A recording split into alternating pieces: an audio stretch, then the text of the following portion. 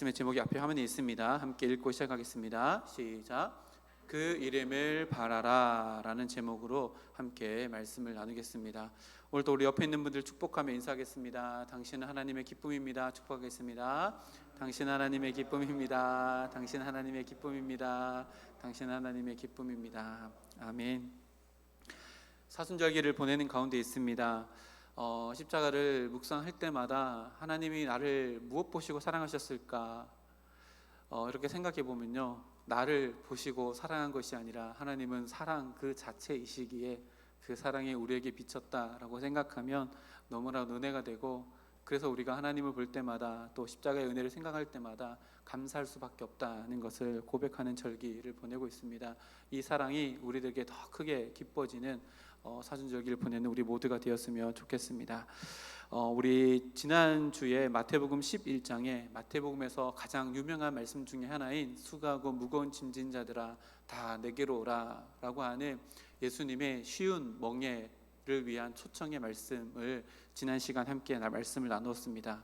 주님께서 말하시는 쉼이라고 하는 것은 아무것도 하지 않고 무의도식하는 쉼이 아니라 하나님의 질서를 지키며 살아가며 주님과 함께 하나님의 질서 안에서 왕 노릇하며 살아가는 것이 진정한 쉼이다 라고 하는 것을 에덴 동산의 모습과 함께 비추어서 살펴보았습니다. 그 말씀을 끝으로 11장이 마무리가 되었고 오늘 12장이 시작되어지는데요, 12장 앞부분, 오늘 21절까지 말씀을 함께 나눌 텐데요, 앞부분은 안식일 논쟁이라고 하는 별명이 붙어있는 장입니다. 그래서 두 가지 사건이 등장하는데요, 예수님이 11장 마무리에 쉬운 멍에로의 초청의 말씀으로 11장이 끝났다면, 이 안식일 논쟁은 무거운 멍에의 초청이라고 하는 두 개를 이렇게 비교해 놓고 있습니다. 그러면 쉬운 멍에는 뭐고 무거운 멍에는 뭘까? 쉬운 멍에는 주님이 함께 지시고 하나님의 질서로 우리가 살아가는 것, 이것이 쉬운 멍에라면 오늘 말씀에는 무거운 멍에가 등장하는데요, 그것이 무엇인지에 대해서 함께 말씀을 나누면서 주님께서 진짜 우리에게 주시고자 하는 쉬운 멍에, 참된 쉼에 대해서 더 분명해지는 오늘 시간이 되었으면 좋겠습니다. 오늘 12장 1절에서 21절까지 함께 말씀을 살펴볼 텐데요, 당시 유대 사회 안에서 바리새인들이 요구했던 것이 바로 무거운 멍에였습니다. 그것이 무엇이냐면 오늘 말씀에 보면요, 바리새인들이 등장하는데 먼저는 우리 바리새인들이 어떤 사람들인가에 대해서 함께 살펴보려고 합니다. 바리새파가 언제부터 시작했을까요? 구약 성경을 아무리 읽어봐도 바리새인이다라는 말을 찾아볼 수 없습니다. 그러면 바리새인들은 구약 시대 때 생겨난 것이 아니라 구약 그 다음 시대 때 생겨났다는 것을 우리가 알게 되어지는데요, 언제부터인가 찾아보면 유대 땅은 수많은 이방 민족들에 의해서 지배당했습니다. 우리나라랑 굉장히 비슷한 역사를 가지고 있지요. 북이스라엘은 722년에 아수르에 의해서 망해서 흩어지게 되었습니다. 그리고 남유다는 586년에 바벨론에 의해서 포로로 잡혀가서 70년 이후에 다시 귀환하게 되어지는 역사를 가지고 있습니다. 우리가 잘 알듯이 유대 민족은 성전 중심의 삶을 살았습니다. 근데 바벨론이 1차, 2차, 3차로 예루살렘을 침공하면서 성전을 무너뜨렸습니다. 이제 성전 중심의 삶을 살아갔던 유대인들이 바벨론 포로로 잡혀가면서 성전이 없어졌기 때문에 구심점 역할을 할 어떤 것이 없어졌습니다. 그래서 생겨난 것이 무엇이냐면 회당입니다. 그 회당에서 유대인들이 성전이 없어졌기 때문에 우리의 전통을 지켜나가자, 우리가 받은 말씀인 율법을 지켜나가자라고 하는 일종의 운동 같은 것이 일어났습니다. 그 중심에 누가 있었냐면 바리새파가 있었습니다. 바리새파는요, 그 의미가 분리된 자들이다. 그러니까 세상의 문화들, 그 당시에 돌아와서요, 헬라 문화가 물밀듯이 막 밀려왔었습니다. 그러면서 우리가 헬라화 되면 안 되고 세속화 되면 안 된다, 우리는 그것들로부터 분리되어져야 된다 라고 하는 취지에서 시작된 하나의 운동이요, 바리새파 운동이었습니다. 그래서 바리새인들은 굉장히 처음에는 취지가 상당히 바람직한 모습으로 시작되었습니다. 그들이 어떻게 이것을 지켜냈는가? 철저한 율법을 준수하면서 지켜냈고요. 조상들, 그러니까 구약 성경의 장로들의 전통이라고 불려지는 모든 전통들을 자신의 목숨을 걸며 지켜내는 모습으로 그것이 시작되었습니다. 그래서 11조나 정결 예식이나 이런 것들을 목숨을 걸고 지켰고요. 교리적으로는 천사도 있고 부활도 있다라고 하는 것을 인정하는 모습들로 그것이 지켜져 나갔습니다.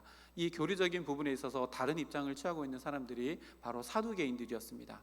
사두개인들은 머리로 생각했을 때 이해되지 않는 부분들은 다 교리적으로 잘라냈습니다. 그래서 부활도 믿지 않은 사람들이 사두개인이었는데요. 그래서 바리새인들과 사두개인들은 예수님께서 싸잡아서 함께 화했을진저라고 하며 이렇게 질책도 하셨지만 바리새인들과 서기관들은 교리적으로 하나 될 수 없는 부분이 있습니다. 사두개인들은요 귀족층들이 많고 바리새인들은 평민층이 많습니다. 예수님 당시에 한 6천 명 정도가 예루살렘에 바리새인들이 있었다라고 합니다. 당시 예루살렘 인구가 2만 5천 명 정도, 많이 보면 3만 명 정도라고 이렇게 보는데요. 그러면 3만 명, 2만 5천 명 중에 6천 명은 상당한 많은 수라고도 이렇게 할 수 있습니다. 그 수뿐만 아니라요, 이 바리새인들은 율법을 고수하며 살아갔던 사람들이기 때문에 많은 사람들이 바리새인들의 율법 준수의 모습을 보고 그들을 인정하는 모습이 유대 사회 안에 있었습니다. 우리가 잘 아는 사도 바울도 바리새인 중에 바리새인이다 라고 할 만큼 사도 바울도 굉장히 율법을 잘 지키는 사람 중에 한 사람이었습니다. 이 사람들이, 바리새인들이 얼마만큼 율법을 잘 지켰냐, 그 중에 하나가요, 바리새인들이 가장 자랑스럽게 여기는 율법 준수의 모습이 바로 안식일을 지키는 율법입니다. 이들은 안식일을 지키기 위해서 성경에 기록되어 있지 않는 39개의 조항을 또 만들어서 이 안식일을 철저하게 지켰다라고 이렇게 이야기합니다. 어떤 책에 보니까요, 바리새인들의 율법, 안식일 율법 준수를 이렇게 표현했습니다. 그 안식일 율법 규정이 얼마나 무겁고 까다로운지를 표현하는 글인데요, 이런 문장입니다. 바리새인들의 안식일의 규정은 한 개의 머리카락에 여러 산들이 매달려 있는 것과 같다. 그러니까 얼마나 머리카락 한 올에 많은 산이 묶여져 있는 것 같다라고 할 만큼 안식일 규정이 그렇게 무겁고 어려웠다라고 이렇게 표현합니다. 자, 그런 바리새인들이요, 오늘 예수님과 안식일을 가지고 논쟁을 합니다. 바리새인들에게서는 안식일 논쟁은 자신들의 주 종목입니다. 두 사건이 일어나는데요, 가장 먼저는 1절부터 8절까지입니다. 1절부터 8절까지 사건은 1절 말씀을 보니까요, 그 배경이 나오는데, 그때에 예수께서 안식일에 밀밭 사이로 가실 때 제자들이 시장하여 이삭을 잘라 먹으니, 배경이 이렇게 기록됩니다. 배경은요, 일어난 때는 안식일입니다. 어떤 사건이 있냐면 제자들이 시장에서 밀밭 사이로 가면서 밀을 잘라서 먹는 사건이 일어납니다. 먼저 생각하게 될 것은요, 이 밀밭이 누구 거였을까요? 예수님의 밀밭이었을까요? 예수님 제자들의 밀밭이었을까요? 아닙니다. 그러면 왜 예수님은 남의 밀을 훔쳐 먹는 제자들을 말리지 않았을까요? 네, 이렇게 생각하면 우리가 유대인이 아니라는 것을 이제 이야기하는 겁니다. 유대인의 입장에서는요, 이것은 훔치는 도둑질이 아니었습니다. 신명기 23장 25절 말씀을 보면 이웃, 가난한 이웃들을 위해서 율법에 곡물을 남겨 놓는 것이 가능했고요, 타작하기 전이라고 할지라도 낫, 그러니까 도구를 들지 않고 손으로 비벼서 먹는 것들은 허용되었습니다. 낫을 사용하면 그것은 또 율법을 어기는 것이 되는데요, 그래서 이것은 훔치는 것이 아니라 유대 사회 안에서는 허용되어지는 범위였습니다. 그런데 이것을 문제 삼는 사람이 등장하는데 2절 말씀 보니까요, 바리새인들이 이것을 보고 예수께 말합니다. 보시오, 당신들의 제사들이 안식일에 하지 못할 일을 하나이다 라고 이렇게 기록합니다. 먼저 우리 생각해 볼 것은요, 바리새인들이 보았다라고 하는 것을 먼저 생각해 봐야 됩니다. 이 장면이 참 재미있습니다. 바리새인들이 어떻게 보았을까요? 바리새인들은요, 지금 예수님과 예수님의 제자들이 하는 일거수일투족을 모두를 다 정탐하듯이 샅샅이 보고 있는 상황이라는 것을 우리가 알게 되어집니다. 어떤 것 하나 실수하는가 눈초리를 곧고 세우고 주목하고 바라보고 있다는 것을 보게 되어집니다. 한번 생각해 볼까요? 바리새인들이 이런 예수님의 실수를 잡아내려고 하는 마음이 아니라 예수님께서 말씀하신 것이 진짜 무엇일까? 우리에게 도대체 뭘 가르쳐 주고자 하시는 걸까라고 하는 마음으로 예수님을 이렇게 쫓아다녔다면 제 생각에는 아마 그 어떤 12제자보다도 더 충실한 훌륭한 제자가 되지 않았을까 생각해 봅니다. 왜 그럴까요? 바리새인들은 율법을 철저하게 지키는 사람이었다면 그 마음의 방향이 예수님의 말씀을 지키는 것으로 바뀌었다면 아마 제 생각에는 12제자보다 더 훌륭한 제자가 되었을 겁니다. 근데 지금은 바리새인들의 눈을 켜고 예수님을 보고 있는 것은 예수님의 가르침의 핵심을 찾기 위해서가 아니라 예수님과 제자들의 실수를 찾아내기 위함입니다. 그런데 안식일에 예수님과 제자들이 밀 이삭을 따서 손으로 타작해서 먹는 것을 보고 이제 한 건 잡았다 라고 하며 공개적으로 예수님 앞에 나와서 그것을 고발합니다. 이들의 입장에서는 안식일은 자기들의 주 종목입니다. 엄격한 안식일 규정을 다 지키고 살아가는 이 바리새인들의 입장에서는요, 제자들이 한 일을 안식일 규정을 어기는 것으로 보게 되어졌습니다.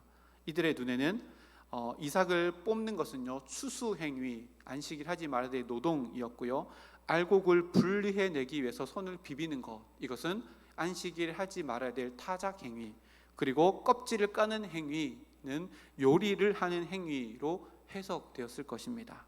그래서 제자들이 하는 이 모든 것들은요, 안식일에 하지 말아야 될 노동이었던 것입니다. 그래서 이 사람들은요, 안식일 전에 모든 것들을 다 준비했습니다. 음식도 다 준비해 놓고, 불을 지피는 것도 그 전날 다 해놓고요, 물을 길러오는 것도 다 길러 놓았습니다. 건수를 잡은 이제 바리새인들이 예수님 앞에 공개적으로 고발합니다. 당신들의 제자들이 안식일을 범하였습니다. 바로 이런 모습이요, 바리새인들이 당시의 유대인들에게 짊어지었던 무거운 율법의 멍에입니다. 이 사람들의 상식에서는요, 이것이 다 범죄라고 이렇게 무거운 짐을 지었던 사람들이 바로 바리새인들입니다. 이러한 질문에 예수님은요, 세 가지 차원에서 대답을 합니다. 첫 번째 대답은 상식적인 차원에서 대답을 하고요, 두 번째는 율법의 적용, 참된 적용에 대해서 대답을 하고, 세 번째는 아주 고차원적인 답변을 합니다. 먼저 첫 번째 상식적인 차원의 답변을 보면요, 3절에서 4절 말씀에 예수께서 이르시되 다윗이 자기와 함께한 자들이 시장할 때에 한 일을 잃지 못하였느냐, 그가 하나님의 전에 들어가서 제사장 외에는 자기나 그 함께한 자들이 먹어서는 안 되는 진설병을 먹지 아니하였느냐 라고 대답합니다. 이것이 예수님의 첫 번째 대답이었는데요, 상식적인 수준으로 대답합니다. 그게 뭘까요? 바로 시장함, 배고픔입니다.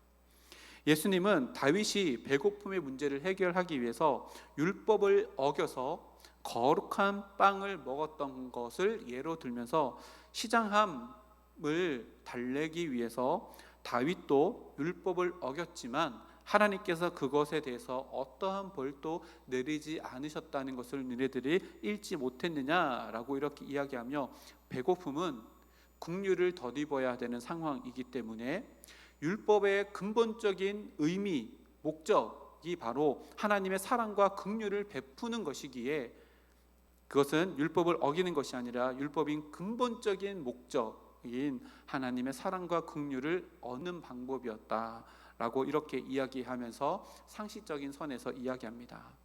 또 5절 말씀 보니까요, 이렇게 기록합니다. 또 안식일에 제사장들이 성전 안에서 안식을 범하여도 죄가 없음을 너희가 율법에서 읽지 못하였느냐. 이게 무슨 말일까요? 제사장들이 성전 안에서 안식을 범한다는 건 뭘까요? 제사장들은 안식일에 성전 안에서 수많은 노동을 해야 합니다. 그럼에도 불구하고 그것이 죄가 아니다 라고 하는 것을 율법을 준수하는 제사장의 모습으로 답변을 합니다. 제사장들은 하나님을 섬기기 위한 목적으로 안식일에도 성전에서 일을 하고, 이것은 불법이 아니라 하나님께서 인정하는 노동이다 라고 이렇게 이야기하는 겁니다. 다시 말하면 하나님을 섬기는 선한 동기에서 나오는 노동은 안식일에도 허용되었다 라고 하는 율법의 참된 적용으로 두 번째 대답을 합니다. 그리고 세 번째 대답이요, 상당히 고차원적인 대답입니다. 우리 6절에서 8절 말씀인데요, 세 절 말씀 우리 다 같이 한번 읽어보겠습니다. 시작. 내가 너희에게 이르노니 성전보다 더 큰 이가 여기 있느니라. 나는 자비를 원하고 제사를 원하지 아니하노라 하신 뜻을 너희가 알았더라면 무죄한 자를 정죄하지 아니하였으리라. 인자는 안식일의 주인이니라 하시니라. 아멘. 예수님의 대답은요, 성전에서 일하는 제사장의 노동이 안식일에 무죄하다면 성전보다 큰 일을 섬기는 제자들의 노동도 얼마나 합당하겠느냐라고 하는 겁니다. 예수님 자신을 성전보다 더 큰 이라고 선포하는 말씀입니다. 굉장히 고차원적인 대답이었고요, 아마도 이 이야기를 들은 바리새인들의 입장에서는요, 절대로 이해하지 못할 가능성이 큰 말씀 중에 하나입니다. 왜냐하면 성전보다 크신 이가 지금 눈앞에 있는 예수님이라고 그들이 믿음으로 받아들이지 못했기 때문에 그렇습니다.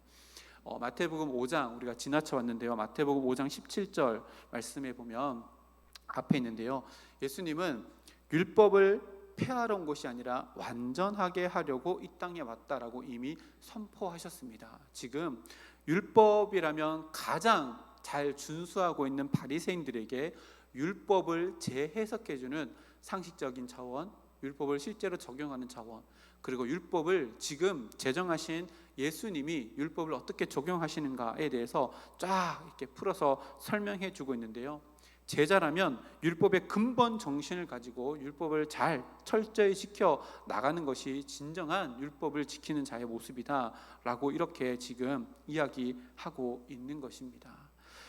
무슨 말인가 하면요, 지금 바리새인들은 율법의 근본 정신도 모른 채 율법을 철저하게 지키고 나가고 있다는 것을 드러내시는 거고요, 진짜 제자 하나님의 백성이라면 율법의 근본 정신을 가지고 율법을 지켜야 한다. 너희들의 방향이 잘못되었다. 율법의 근본 정신은 무거운 짐을 지어주기 위한 도구, 너희들의 잘남을 드러내기에 보이기 위한 도구가 아니라 하나님의 긍휼, 하나님의 자비, 하나님의 사랑을 행하는 도구로서 율법을 지켜야 한다는 것을 예수님이 지금 이 상황을 통해서 가르쳐 줍니다. 그러고 나서 호세아서 6장 6절을 인용하는데요, 앞에 화면에 있습니다. 나는 인애를 원하고 제사를 원하지 아니하며 번제보다 하나님을 아는 것을 원하노라 라고 하는 이 말씀으로 바리새인들을 책망하십니다. 하나님이 원하는 것은 엄격한 율법의 무거운 멍에가 아니라 인애, 곧 자비를 원하고, 무죄한 자를 정죄하는 것이 아니라 죄 있는 자까지도 긍휼을 베푸시는 하나님을 아는 것, 이것이 진짜 율법을 지켜나가는 것이다 라고 이렇게 이야기합니다. 그리고 예수님께서는 거기서 한 걸음 더 나갑니다. 그래서 8절에 놀라운 선포를 하시는데요, 인자는 안식일의 주인이니라 라고 선포합니다. 왜 예수님께서 이 말씀으로 바리새인들에게 이야기했을까요? 바리새인들의 입장에서 안식일의 주인은요, 안식일의 규정을 가장 잘 지키는 자신들이었습니다. 근데요, 예수님은 진짜 안식일의 주인은 바로 나다라고 선포하며 바리새인들이 착각하고 오해하고 있었던, 자기의 의로 똘똘 뭉쳐 있었던 그 견고한 마음을 다 부시고 계시는 선언이 바로 이 8절의 말씀입니다. 안식일의 주인은 바로 나다라고 선포하며 그들에게 있는 안식일의 절대적인 권한은 완전히 무시되어져야 하고 진정으로 주님만이 안식일의 주인이다라고 하는 것을 선포합니다. 바리새인들이 붙잡고 있었던 것은요, 안식일에 원래 진짜 담아야 되는 사랑과 긍휼의 하나님의 마음이 아니라 뭐였을까요? 형식이었습니다. 자기들이 이 형식을 잘 지키고 있었기 때문에 이 안식일은 우리보다 더 잘 지키는 사람이 없다라고 하는 자기 의를 똘똘 이렇게 붙잡고 안식일을 지냈던 바리새인들의 모습을 이제 완전히 깨부셔서, 야, 안식일은 그렇게 지키는 것이 아니라 안식이라고 하는 형식의 그릇 안에 하나님의 사랑, 하나님의 긍휼, 하나님의 자비를 담고 안식일을 지키는 것이 진짜 안식일을 지키는 것이다 라고 이야기하고 있는 말씀이 바로 8절의 말씀입니다. 이 말씀은요, 우리들에게도 그대로 적용되어집니다. 우리는 안식일 토요일이잖아요. 토요일을 지키는 것이 아니라 주님이 부활하신 날 주일을 지킵니다. 이 주일을 지키는 것도요, 주일에 드려지는 예배의 형식 안에 나를 집어넣어서 허울뿐인 예배를 드리는 것을 하나님께서 원하지 않는다는 말입니다. 주일이라고 하는 예배라고 하는 것은요, 하나의 틀, 하나의 형식입니다. 그 형식 안에 무엇을 담아서 하나님께 예배드리냐가 진짜 중요한 건데요, 바리새인들은 안식이라고 하는 형식 안에 무엇을 담았어요? 율법을 잘 지키는 자신의 의를 담아서 안식일을 지켰지만 그것은 잘못된 것이고, 안식일, 주일이라고 하는 그 형식 안에 진짜 담아야 될 것은 하나님께서 율법을 주신 본연의 목적, 다시 말하면 우리의 삶 속에서 하나님의 긍휼을 베풀고 하나님의 자비를 베풀며 하나님의 사랑으로 살아가는 안식일 이외의 삶, 주일 이외의 삶의 모든 그것들을 다 담아서 하나님께 예배드리는 것이 진정한 예배다. 그리고 이것을 받으시는 것이 안식일의 주인, 주일의 주인이신 주님께서 원하시는 예배다라고 하는 것을 가르쳐 줍니다. 공예배에 빠지지 않고 드려지는 것, 헌금 생활 잘하는 것, 주일날 또 봉사 잘하는 것, 너무나도 중요한 신앙생활입니다. 그러나 그것이 신앙생활의 전부라면 우리도요, 의 안에, 자기 의 안에, 형식 안에 갇혀져 있는 바리새인들의 모습이라는 것을 우리들에게 보여주는 말씀입니다. 그리고 내가 출석을 잘하는 모습 때문에, 헌금 생활을 잘하는 것 때문에, 봉사를 잘하는 것 때문에 혹여나 내 마음 가운데, 입으로 나타나지는 않지만 내 마음 가운데 다른 이들에게 멍에를 지워지는 나의 마음이 있다면요, 우리도 우리 마음 가운데 바리새인 같은 율법주의의 마음이 우리 가운데 있다는 것을 우리는 깨달아 알 수 있는 말씀이 바로 이 마음입니다. 그럼 우리의 마음은 어때야 될까요? 바로 이 예수님의 마음과 같아야 합니다.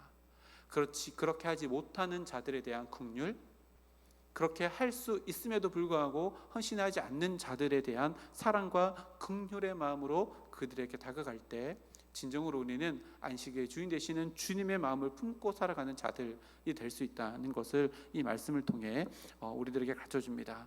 이렇게요, 1차적으로 안식일 논쟁이 끝이 났습니다.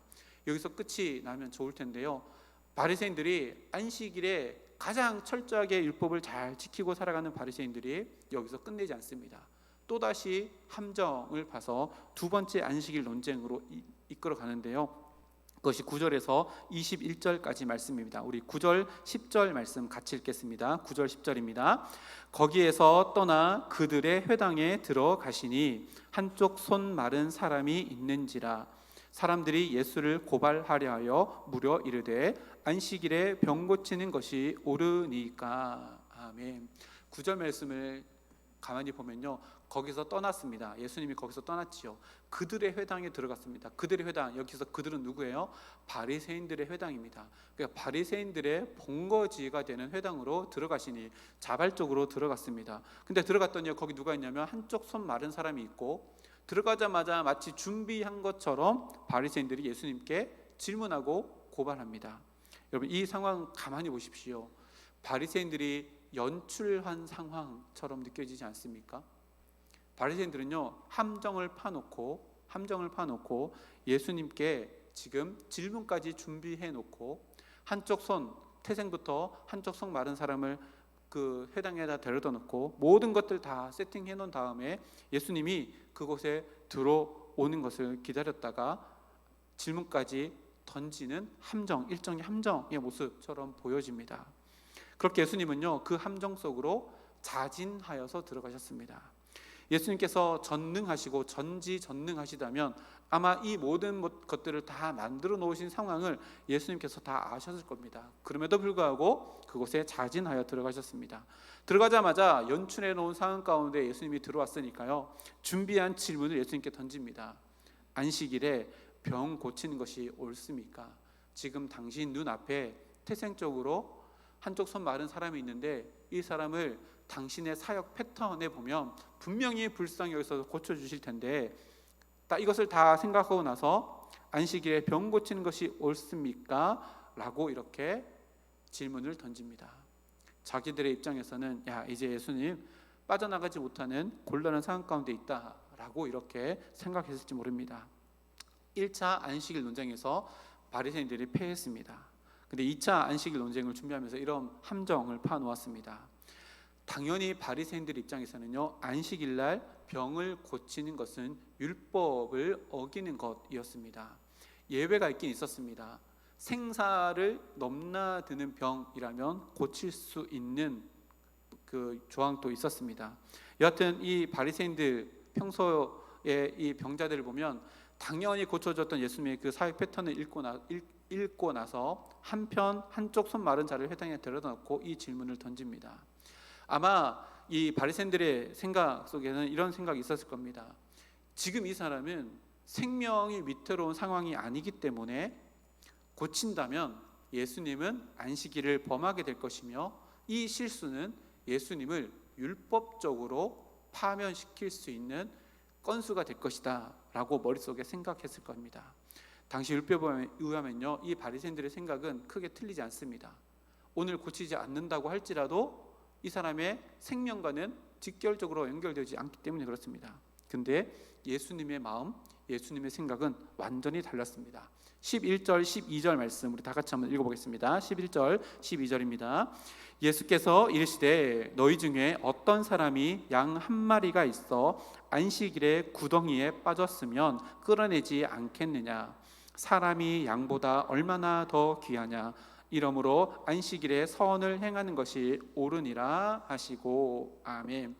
예수님의 대답은 안식일에 선을 행하는 것이 옳다. 다시 말하면 이 한쪽 손 마른 사람을 고치는 것이 옳다라는 것이 예수님의 주장이었는데요. 그것을 이야기하기 전에 11절 말씀에 가장 짧은 비유를 드시는데요. 예를 드시는데요. 그게 뭐냐면 예수님께서 너희 중에 어떤 사람이 양 한 마리가 너희들 바리새인들 중에 어떤 사람이 양 한 마리가 안식일에 구덩이에 빠졌으면 너희들 재산인데 그거 구해주지 않겠냐? 당연히 구해준다는 거죠.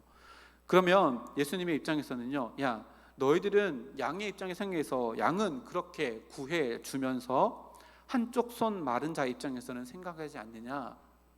그들의 생각을 바꾸어 놓는 질문을 던집니다. 예수님의 입장에서는 한쪽 손 마른 자는, 태어나면서부터 한쪽 손 마른 자는 평생을 응급 상황으로 살아가는 자다라고 보여진 겁니다.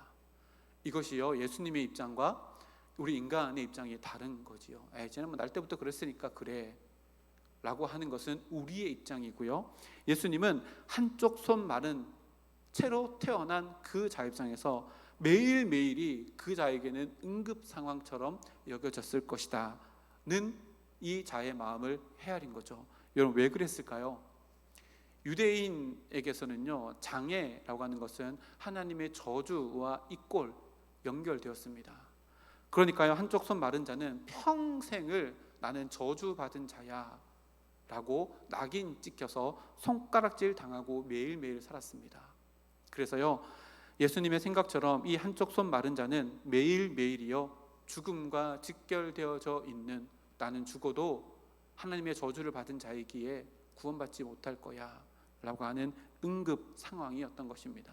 그래서 예수님은요, 안식일 다음 날이 아니라 안식일인 오늘 응급 상황이기에 이 사람은 마땅히 고침 받아야 하는 것이 선한 일이다 라고 하는 결론을 이끌어낸 겁니다. 그래서요, 예수님이 이렇게 고치지 않으면, 또 고치시면 바리새인들의 입장에서 어떻게 될까요? 동물의 복지는 허용하는 바리새인들이 인간의 생명을 이루는 복지에는 무식한 사람들이 되는 것이 이 바리새인들, 예수님의 이 말씀이었고요, 바리새인들의 입장이 그렇게 된 것입니다. 예수님의 행동을 가만히 묵상해 보면 예수님은 철저히 그 한쪽 손 마른 자의 입장에서 생각하였고요, 철저히 한쪽 손 마른 자를 위해서 자신이 가진 것, 하나님의 전능한 긍휼로 그 자를 고쳐주십니다. 긍휼이 예수님의 모든 생각에 밑바닥에 깔려져 있는 율법의 근본 정신을 가지고 예수님께서 행동하신다, 말씀하신다 라고 하는 것을 우리가 깨달아 알게 되어집니다. 그리고요, 우리가 잘 아는 말씀이 또다시 인용되어지는데요, 20절 말씀, 우리 20절 말씀 함께 읽겠습니다. 20절 말씀입니다. 시작. 상한 갈대를 꺾지 아니하며 꺼져가는 심지를 끄지 아니하기를 심판하여 이를 때까지 하리니. 아멘. 상한 갈대를 꺾지 않고 꺼져가는 심지를 끄지 않는다. 우리가 너무나도 잘 아는 말씀이죠. 당시에 상할 갈대는요, 펜이나 지팡이, 섬유, 글씨를 쓰는 종이에 다양하게 사용되었습니다. 그런데요, 그렇게 쓰다가 상한 갈대가 쓸모 없어지면 어김없이 과감하게 다 버렸습니다. 왜 그랬을까요? 갈대는 구하기 쉬웠기 때문에 그렇습니다. 그리고요, 그때는 기름에다가 심지를 꽂아서 불을 밝혔는데요, 심지가 타다가 꺼지고 타다가 꺼지고 하면 우리가 촛불 심지가 점점 약해지는 것처럼 약해지면 어떻게 할까요? 과감하게 윗부분을 잘라내고 굵은 심지를 위로 올려가지고 쓰는 것이 대부분이었습니다. 근데 예수님께서는 그 상한 갈대도 꺾지 않으시고, 다 보잘것없이 여기는 그 상한 갈대도 꺾지 않으시고, 쉽게 잘라버리고 없애버릴 수 있는 그 탄 심지까지도 계속해서 애지중지 하시는 모습을 선포하시는데요, 심판하여 이르길 때까지, 언제까지요? 하나님께서 궁극적인 심판을 이루신까지 영원토록 그것을 그렇게 하시겠다라고 이야기합니다. 어떤 의미에서 이 말씀을 인용하신 걸까요? 맥은 동일합니다. 바로 긍휼입니다. 세상 사람들은요, 효율성을 따집니다. 그리고 그것 가지고 값을 매깁니다. 근데 하나님은 그렇지 않다는 겁니다. 바리새인들의 입장이 이랬습니다. 바리새인들 입장에서 안식일 규정을 자기네들 딱 정해놓고 이것을 지키는 자와 지키지 않는 자를 구분하며 쓸모없는 사람과 자기들과 함께하는 자들, 값진 자들로 구분하였지만, 예수님은 절대 그렇지 않는다는 것입니다. 갈대는 약한 것을 상징하고 꺼져가는 심지도 약하디 약한 것들을 상징하지만, 하나님께서는 그 약함, 부족함, 능력 없음을 구원의 조건으로 보지 않는다는 겁니다. 오히려요, 그 약함, 그 부족함, 그 능력 없음을 하나님의 강함과 하나님의 풍성함과 하나님의 능력을 덧입는 도구가 되어서, 하나님의 긍휼은 인간이 그 어떤 것도 다 덮을 수 있을 만큼 크고 위대하며 그것을 품고 살아가는 것이 진정으로 참된 행복이며 인간의 삶이어야 한다는 것을 이 말씀을 통해 가르쳐 줍니다. 이 말씀 마태복음 11장 마지막에 기록된 예수님의 그 가벼운 초청, 가벼운 명예를 다시 한번 생각하게 합니다. 우리 지난주 말씀이지만요, 우리 다 같이 한번 28절부터 30절 말씀 우리 앞에 화면에 있습니다. 함께 보고 봉독하겠습니다. 수고하고 무거운 짐진 자들아, 다 내게로 오라. 내가 너희를 쉬게 하리라. 나는 마음이 온유하고 겸손하니 나의 멍에를 메고 내게 배우라. 그리하면 너의 마음이 쉼을 얻으리니 이는 내 멍에는 쉽고 내 짐은 가벼움이니라 하시니라. 아멘. 29절 말씀을 보면요, 나의 마음이 온유하고 겸손하다라는 말씀이 있습니다. 이 땅 가운데 계신 예수님이 우리에게 주신 마음이 바로 이겁니다. 온유한 마음, 또한 겸손한 마음. 예수님의 그 부드러운 온유한 마음, 겸손한 마음이 있었기에 상할 갈대같이 꺾여있는 우리, 그리고 꺼져가는 심지같이 의미 없는 우리의 인생이 하나님의 섬세하시고 부드럽게 다루시며 우리를 만져주시고 세워주시는, 날 때부터 한쪽 손 마른 자처럼 의미 없는 인생을 살아갈 수밖에 없는 우리들에게 하나님의 긍휼과 하나님의 회복이 주어져 있음을 오늘 말씀을 통해 우리들에게 또다시 이야기합니다. 그 주님이 이 땅 가운데 오셔서 이루신 일들은 그 모든 밑바닥에 하나님의 긍휼, 하나님의 사랑, 하나님의 자비가 있었고, 그것은 마르지 않는 샘처럼 오늘도 우리를 붙들고 있는 하나님의 은혜가 되는 줄 믿습니다.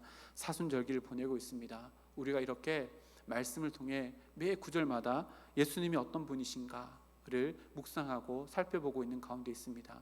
묵상하면 묵상할수록 우리에게 더 크게 보여지는 것은 나를 붙드시는 하나님의 긍휼이 될 수 있기를 주님의 이름으로 축복합니다. 그럴 때 우리의 삶이 어떻게 될까요? 21절 말씀인데요, 한번 읽어보겠습니다. 앞에 화면에 있습니다. 시작. 또한 이방인들이 그의 이름을 바라리라 함을 이루려 하심이니라. 아멘. 이방인들이 바로 우리들이잖아요. 우리들이 무엇을 하기 위해서 이 땅 가운데 오셔서 하나님의 긍휼, 그 온유하심과 겸손하심으로 우리를 붙들어 주셨어요. 그의 이름을 바라리라. 사순절 기간을 통해서 우리가 할 일은 바로 이것 하나입니다. 그의 이름, 예수님의 이름, 임마누엘 되시는 예수님의 이름을 바라리라. 날마다 내 삶 가운데 예수님의 이름만 바라보며 살아가는 우리 모두가 되어 그 온유하시고 겸손하셔서 우리와 함께 멍에를 지겠노라 약속해 주신 그 주님의 이름을 찬송하며 바라보며 앙망하는 사순절 기간을 보내는 우리 모두가 되기를 주님의 이름으로 축복합니다.